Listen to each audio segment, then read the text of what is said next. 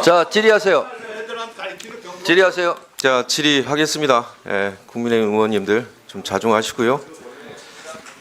자, 기획재정위에서 법사위로 사부임된 김효환입니다. 먼저 우리 최상목 증인 제가 좀 짚어드릴게요. 이제까지 대정부 질문에 있었던 최상목 증인의 발언들입니다. 고민정 의원 그 쪽지 관련된 질의에서 열어보지도 않고 직원한테 이렇게 넘겼다고 하셨어요? 네, 그렇습니다. 네. 자, 그 다음에 진성준 의원 질의에도 보지도 않고 넘겼다고 네, 그랬어요. 그렇습니다. 네. 김병주 의원 질의에도 보지도 않고 네, 넘겼다고 그렇습니다. 그랬어요. 자, 저 동영상 한번 틀어주세요. 기재위에서는 이렇게 발언하셨어요. 유동성 관련된 얘기 같다. 제가 네. 첫 줄이 예비비라는 걸 봤는데 그거조차 예비비 보셨죠? 네, 자, 예비비 보셨다고 그랬어요. 그거는 첫 줄에 그 자리에서 본게 예비비를 아닙니다, 보셨다고 의원님. 얘기하셨습니다. 그 자리에서 본 게 그 자리는 쪽지 상태에서 받았고요. 자, 예비비를 보셨어요. 그다음에 예비비라는 그러니까 예비비 첫 줄에 예비비라는 단어를 보셨다고 직접 네, 말하셨잖아요. 그거는 1시 50분쯤 봤습니다. 정확히 말씀. 제가 여러 번 말씀을 드렸습니다. 그 얘기는. 자, 윤인대 차관보 예, 말씀하십시오. 증인 선서 하셨죠? 예, 했습니다. 네. 지금 기재위에서 윤인대 차관보가 발언할 때 이렇게 발언하셨어요.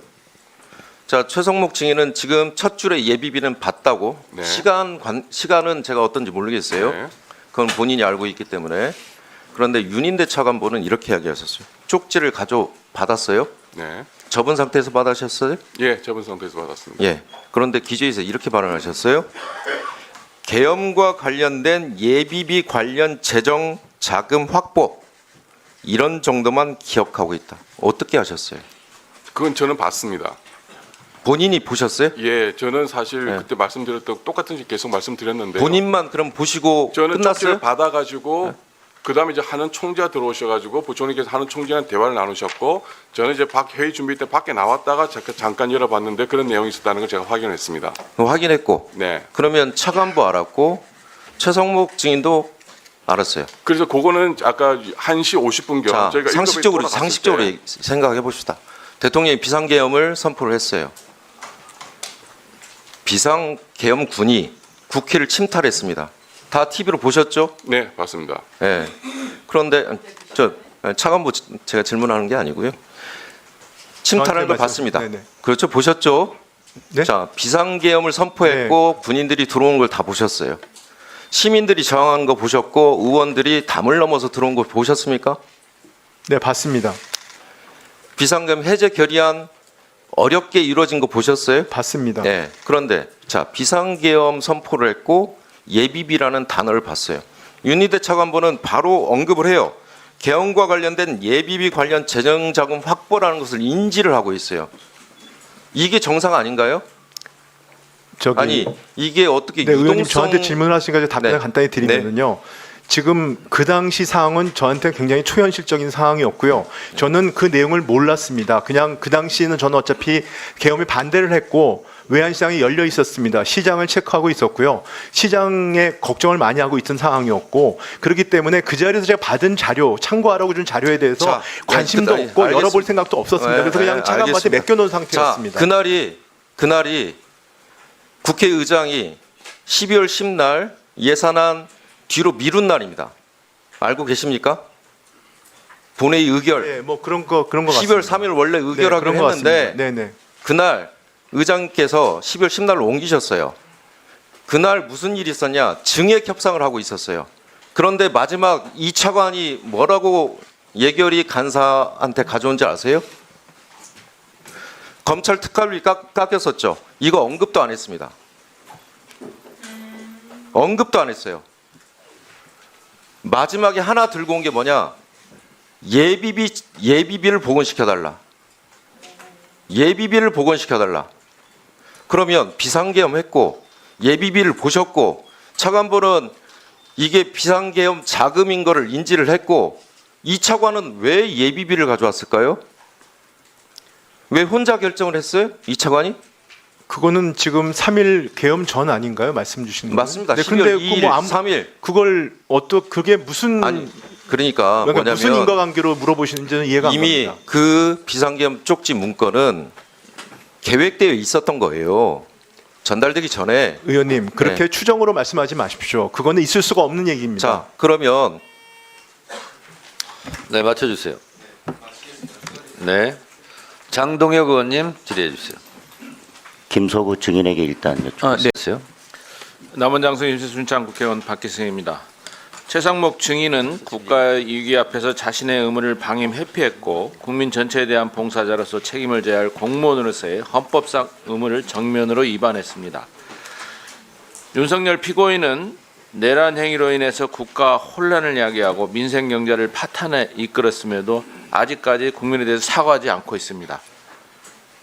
최상목 경제부총리는 내란 속에 윤석열이 파면된 것에 대해서 사과한 적 있습니까?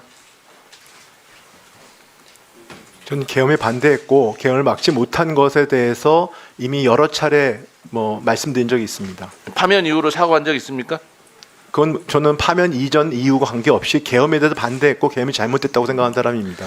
2024년 12월 27일 최상목 경제부총리가 권한대행력을 승계한 이후의 일련 행태를 짚어보겠습니다. 국회는 12월 26일 국회목 3인의 헌법재판관을 선출했습니다. 그러나 마은혁 재판관은 한두숙 총리가 복귀한 뒤 4월 8일에야 임명이 됐는데 103일이 걸렸습니다.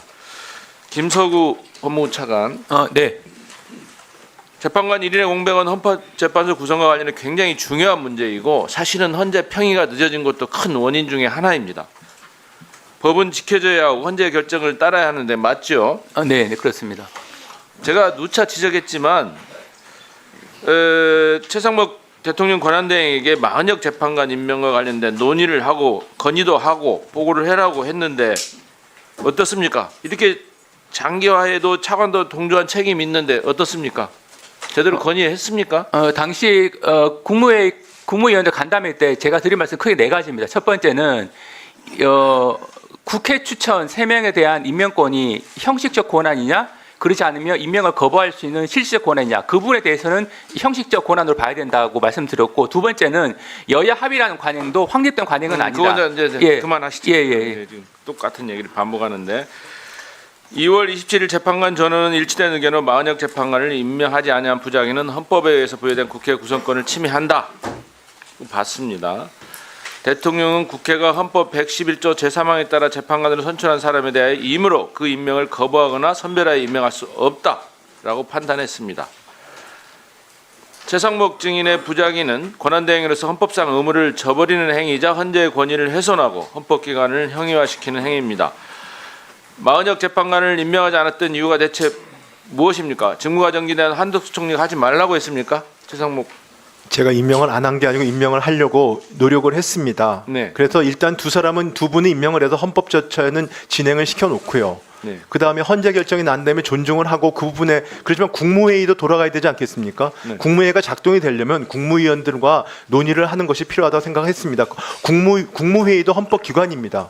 헌법기관이 작동할 의무가 알겠습니다. 당시에 있었습니다. 아니 거부권은 이렇게 쉽게 행사하면서 어떻게 더구나 지금 국회에서 추천한 목인데 뭐가 그리 힘들었습니까? 임주봉 교수님 잠깐 좀 묻겠습니다.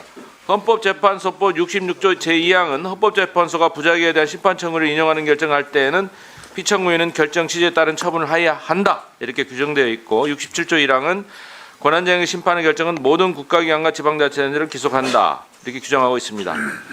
헌재가 유언 결정을 하면 피청구인은 결정 취지에 따른 처분을 해야 한다는 것은 사실 지체 없이 해야 한다는 의미고 만약 법적으로 검토하겠다거나 협의하겠다고 하면 그 자체가 위법 행위라고 하셨는데요. 네. 왜 위법인지 좀 설명 좀 해주십시오. 예, 헌법재판소법 66조 2항에서 지금 최상목 부총리께서 이제 그 국회에 선출한 헌법재판관 마은혁 후보에 대해서 임명장을 주지 않는 것에 대해서 이것이 국회의 헌법재판관 선출권을 침해했다라고 헌재가 인용 결정을 내렸고 헌법재판소법 66조 2항은 그 경우 결정 취지에 따른 처분을 하여야 한다라고 되어 있습니다.